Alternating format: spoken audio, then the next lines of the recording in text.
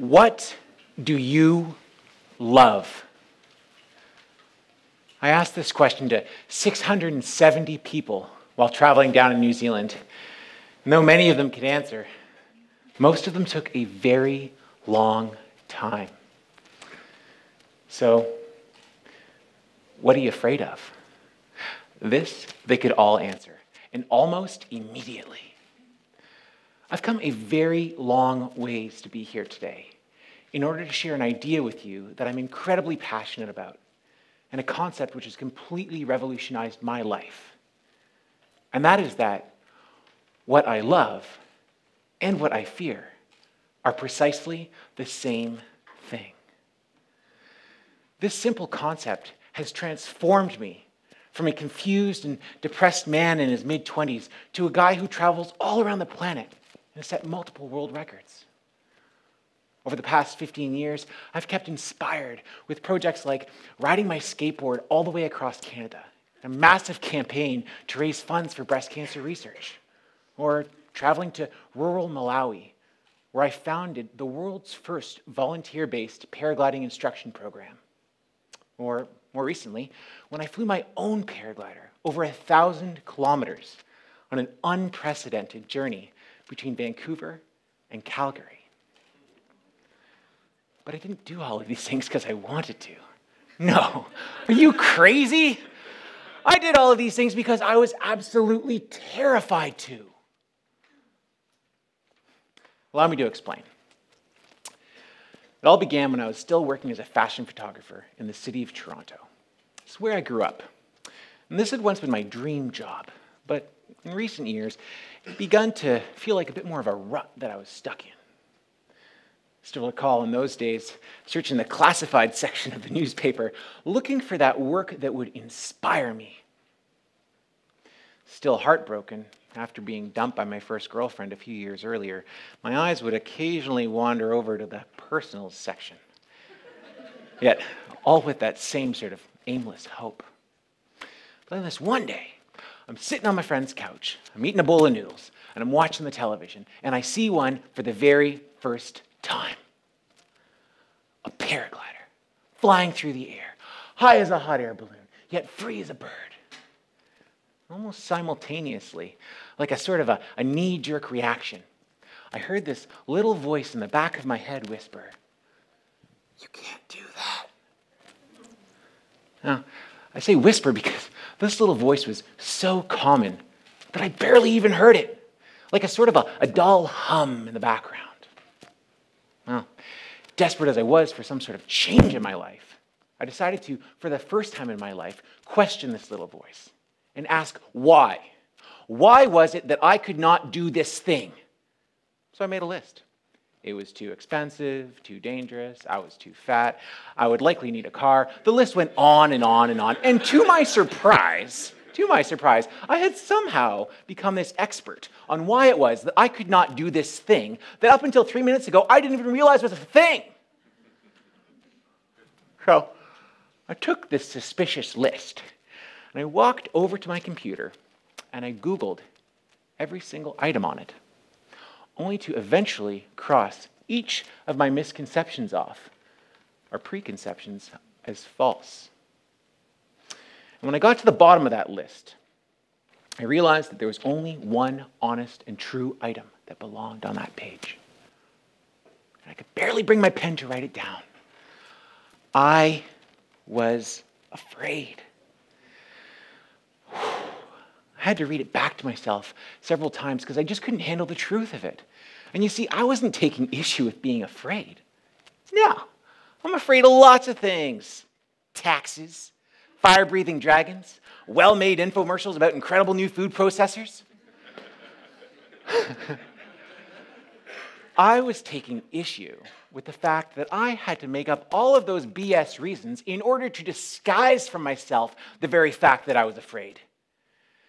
And so as a punishment of sorts, I took out my credit card, I Googled paragliding schools, and I signed up for the very first course I could find. 2 weeks later, I was down in New Zealand. I held my breath, and I ran off my very first cliff. to my astonishment, I was overcome with a surge of emotions that I could only relate to skipping home from my very first date. And as I floated through the air, time began to slow down all around me. I could begin to see what was happening, and I couldn't believe it. I was falling in love. Once my course was over, I had 2 more months to kill before my flight home. So from a book I was reading, I got the idea to hitchhike around the entire country. Wow, I'd never hitchhiked before. And that first morning, I remembered not wanting to get out of my tent, terrified of the idea of standing on the side of the road, people driving by yelling, "Go home, hippie!" This is nonsense, for crying out loud. I run off cliffs, for goodness sakes. I can stand on the side of the road for a bit. So I did. The first car whizzed right on past. I was rejected, mortified, reduced to a miserable pile of... But then the second car had already stopped. Little old lady inside yelling, "Well, you coming or what?" She was way cool.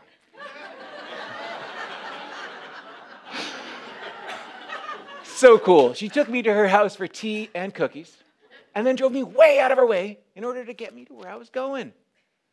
I still recall that moment when she peeled out of that parking lot and left me standing there in complete and utter silence, but with this buzzing sort of aura glowing all around me, filled with those same fuzzy feelings that I'd had while learning to paraglide.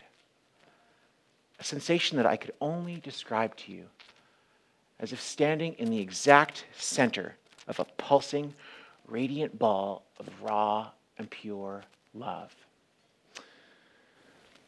But was this love for this 85-year-old woman? Her selfless act? Or could it have possibly been for myself? Love myself? Whoa, whoa, whoa, whoa. This is starting to sound like some sort of hippy-dippy self-help talk. Absolutely no way. But it was true. As if every single cell in my body had somehow instantly flipped from a negative alignment to a positive one. Something was up, and I was determined to get to the bottom of it. So that night in my tent, I recall just laying there and thinking, all right, I came here because I was afraid to fly. Now all of a sudden, 2 weeks later, I'm this Birdman falling for little old ladies? What's changed?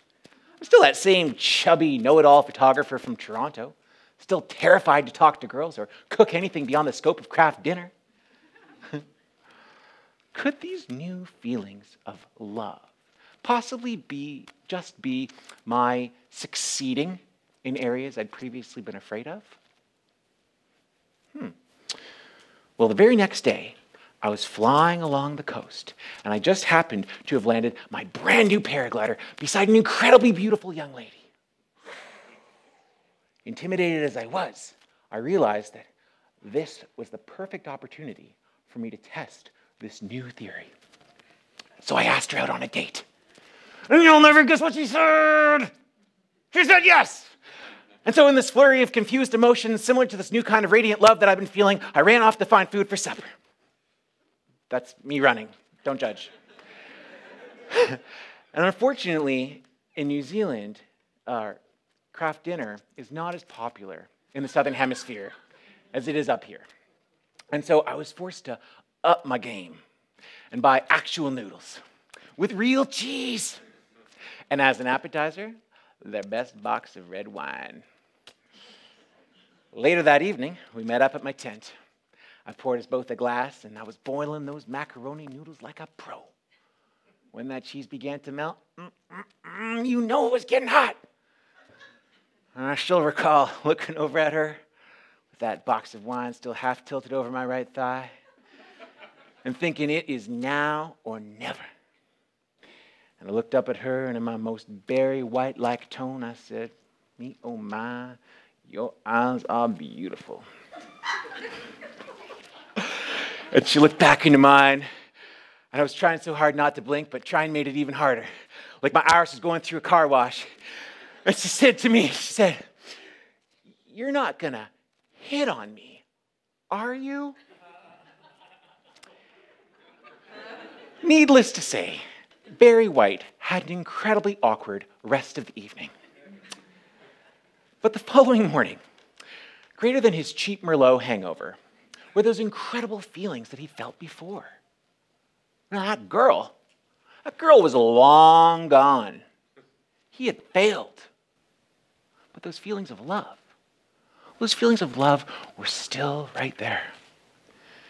You see, they had nothing to do with that girl or the outcome of that evening. No, those feelings of love had exclusively to do with Barry, or rather me in this instance, facing my fear and then observing the results.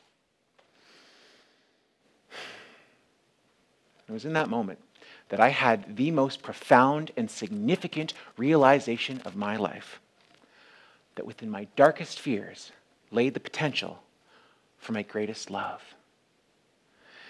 And that these opposing words were in fact just two definitions for the exact same chemical reactions occurring in my brain. Excitement. Only that I used the word fear to describe these feelings of excitement where outcomes were unknown or imagined. You can't do that. And love to describe that exact same excitement, but once or where outcomes were known. I wanted more love in my life, and I became fascinated with this concept. I realized then that I no longer needed to become this exceedingly successful or wealthy person that I'd always imagined was a prerequisite to the world loving me. No. What I realized was that as long as I could keep both my heart and my mind open to first identifying and then finding the courage to tackle my fears, that I could continue to generate these incredible forces of love from within, anytime and anywhere. I was a love machine. And so, what about you, love machines? While what you love is certainly important, I challenge you to consider what it is that you fear, keeping in mind that what we fear the most can often be shaded by mountains of reason. Is it asking them to marry you or asking for a raise? Is it the rise of homelessness in your city or traveling to a far-off land like India or Africa? Is it having a child, coming out of the closet, or signing up for salsa? Am I striking any nerves here? Look, if you're someone who is so inundated with love all the time that you couldn't possibly handle another ounce of it, then that is awesome. But if you're like me and sometimes lose that spark to love, even if just for an hour or two, then I'm inviting you to join me on a journey and a revolution back to love and to take that first vital step towards your fear. Any fear, big or small. For some of you, this may look like offering a kind smile to a stranger. Others may want to take an alternate route home from school, work, or this talk. And judging by the energy in this room right now, I think it's fair to say that many of you are ready to stare their own personal fire-breathing dragons right in the eyes. So let me ask you this.